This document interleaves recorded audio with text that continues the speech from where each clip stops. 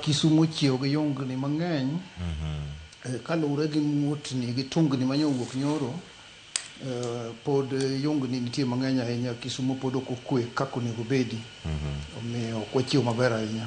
Kamano, gigo motimore odiochieng' manyoro ema dani mondo mi wachaka ne loso kanyo. Mokwongo nitiere ote mani oro ne ute fwambo odiochieng'no mano manyoro, kendo ne gin gik mathoth ahinya mano mani medo mana lose. To iloso kata kotenore kod monj mano timore St. Stephen's ACK Cathedral.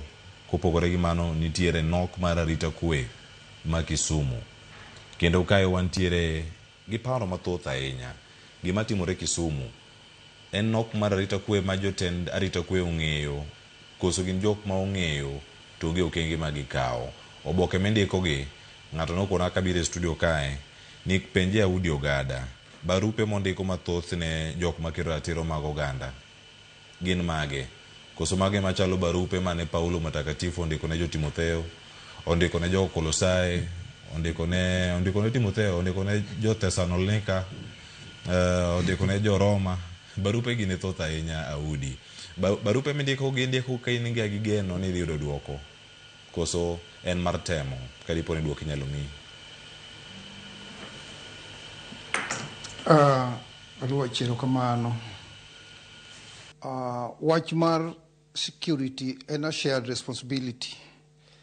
Omiyo barupe mandiko gi play mana part mara ma ochik oyie na ni mondo share. Nikech waduto wang'eyo ni samo wuoyo ni arita kwe okethre mang'eny ahinya.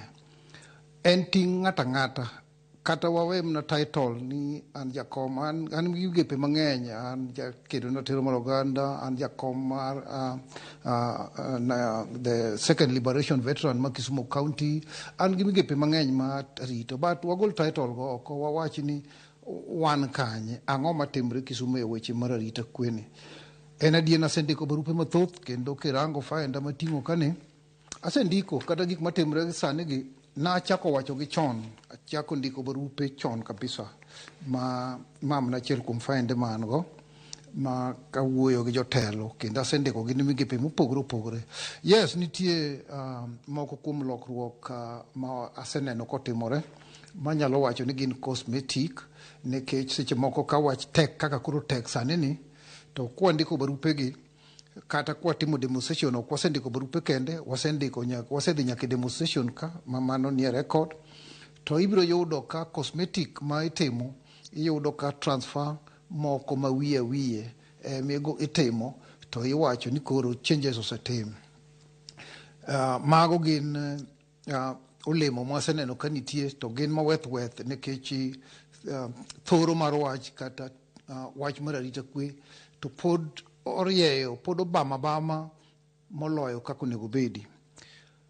Adwana wacho luoch ni ok wabiolo wuoyo gi jok momi ting' gi katiba marwa, ok wabi wuoyo kodgi, ok wabi ndiko barupe, ok wabi dhi timo demonstration, ok wabi timo petitions, nikech mano e teko ma katiba miyowa. Mana kaka katiba nogono bendo miyo migepe mwawuoyo mwandiko negi barupe gi, bende wandiko negi barupe nikech omigi teko gi chike ma Kenya ka mondo giti tijni. Omiyo ka nitie weth moro kamoro amora, to nyaka wadog mna back to them mondo wapenj nang'o mar timore.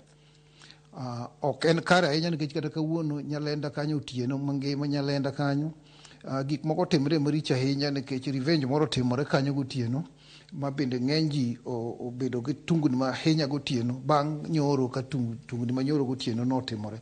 Koro magi gin gik ma wamonita, to kaka wayudo gi onge gima dwa tim, nyaka wa share gi kodu, nyaka wa share gi jotelo go, nyaka wa share gi constitutional officers mondo gijiw kuonde ma gaps nitie, nikech nyaka gijiw kuonde ma gaps nitie mondo wayud arita e yo ma kare ahinya. Political right, katiba constitution okete maler ahinya e article 38 mar the constitution. Waduto kama wantie ni in, an gi joma moko gi jo Kenya go duto kata gi jogo te, ng'ato ka ng'ato nigi ratiro mare mar siasa e bwo article 38 mar the constitution. Omiyo nyaka gitimna josiasa nyaka bedie nikech katiba wacho ni ji nyaka go siasa. Freedom mar association bende nitie, katiba wacho, gi gik mamoko go luoch. Mano e gima nyalo chako go sani.